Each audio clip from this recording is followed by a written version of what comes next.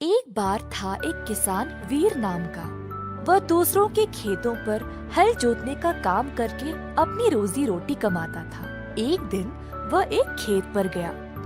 उसने काम शुरू ही किया था जब उसको जमीन में कुछ पीला और चमकीला नजर आया। मिट्टी हटाकर देखा तो अंदर था सोने का एक ढेर। वीर इतना बड़ा ढेर देखकर चकित रह गया और अपने आप को भाग्यशाली समझा। अपने साथ इस सोने को ले जाना चाहता था, परंतु दिन का समय था और ऐसे खुले आम दिन में इतनी कीमती चीज ले जाना उसको सही नहीं लगा। वीर ने रात को उधर वापस आने का निर्णय लिया और सोने को वहीं पे छुपा दिया। वीर वापस उसी स्थान पर रात को लौट आया और जमीन को खोदने लगा। सोने के ढेर को रस्सी से बांध दिया ताकि उसको आसानी से खींच पाए, परंतु सोने का ढेर बहुत भारी था। वीर ने फिर उस ढेर को 4 समान हिस्सों में काटने का निर्णय लिया ताकि उसको आसानी से और सुरक्षित रूप से घर ले जा पाए।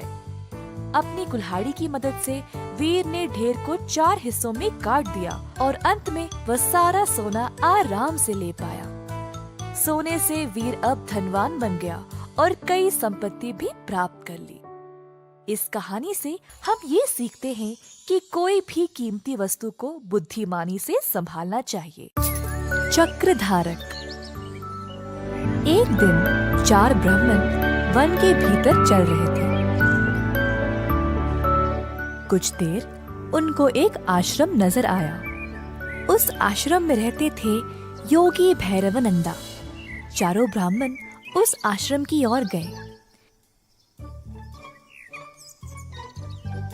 योगी जी बाहर निकलकर पूछे,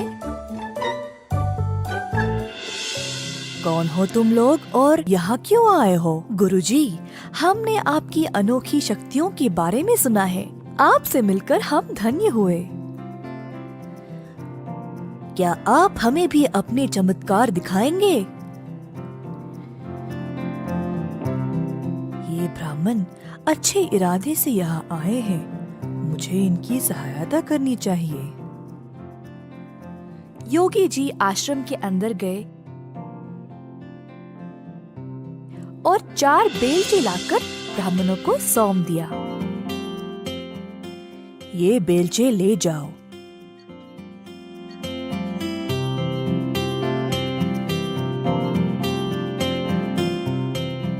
गांव के पास एक छोटा तालाब है और उस तालाब के साथ ही एक अंजीर का पेड़। उस पेड़ के पास जो लाल मिट्टी है उसे खोदो और अपना भाग्य आजमाओ। ब्राह्मणों बेलचे लेकर उसी स्थान पर आ पहुँचे।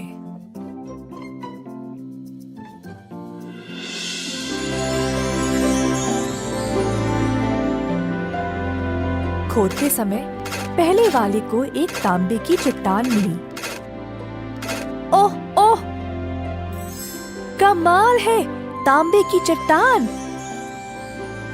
चलो वापस चलकर इसको आपस में बांट ले।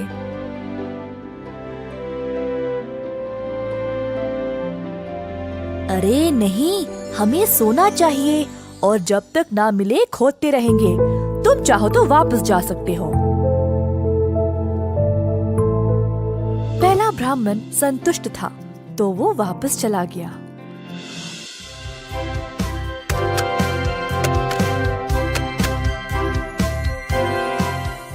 ओह ईश्वर, चांदी! मैं बहुत भाग्यशाली हूँ। चलो इसको आपस में बांट ले। शायद योगी जी इसी खजाने के बारे में बात कर रहे थे।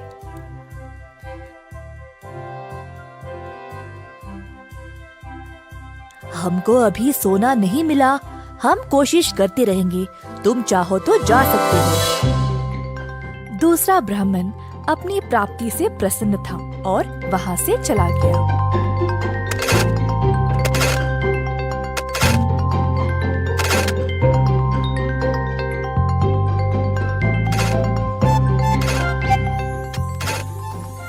देखो, सोना मिल गया। चलो इसको भोरी में भर के ले जाएं। अरे ना ना, लगता है ये कोई विशेष जगह है। पहले तांबा, फिर चांदी, फिर सोना? अगर मैं और कोशिश करूं तो शायद मुझे हीरे मिल जाए। तुम जा सकते हो, मैं हीरे लेके ही वापस आऊंगा। इतने लालची भी मत बनो, अब अंत में कुछ नहीं मिलेगा। हमको इतना सब कुछ तो मिला है पहले ही। चलो चलते हैं। ना, मैं तो हीरे लेके ही आऊंगा, देख लेना। चौथा ब्राह्मण खोदता ही रहा, थक गया और देर भी हो चुकी थी, परंतु ब्राह्मण ने खोदना बंद नहीं किया। खोदते खोदते जमीन में एक बड़ा सा सुराख बन गया और अचानक से ब्राह्मण उसी में फिसल गिर पड़ा।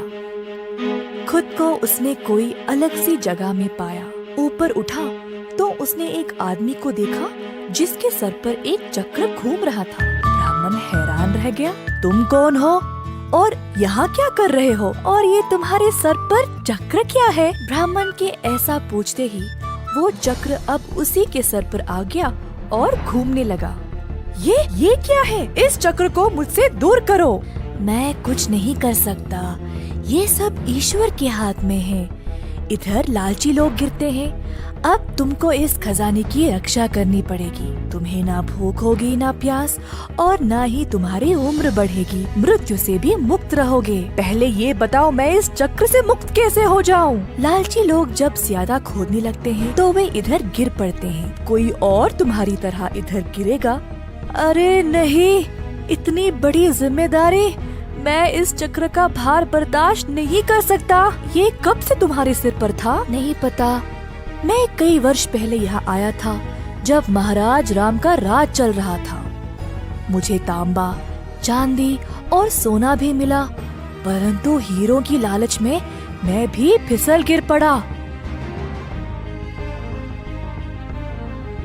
बस, मेरे पास बोलने के लिए और कुछ नहीं है।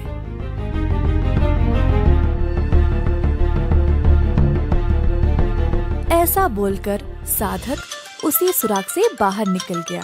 जब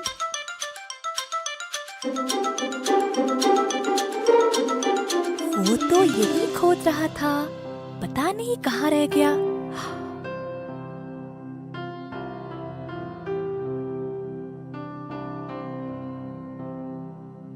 ओ सुनिए, मेरा मित्र यहाँ पर मेरे साथ ही खोद रहा था। क्या आपने उसको कहीं देखा है?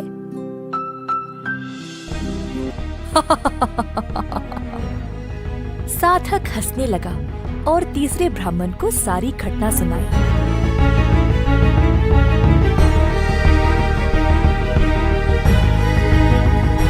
ब्राह्मण मजबूर और निराश होकर अब घर वापस लौट गया। तांबा, चांदी और सोना मिलने के बाद भी तुम रुके नहीं। अगर हमारे साथ ही वापस लौट जाते तो ये सब नहीं होता। मुझे माफ कर दो दोस्त, अब मैं तुम्हारी कोई सहायता नहीं कर सकता।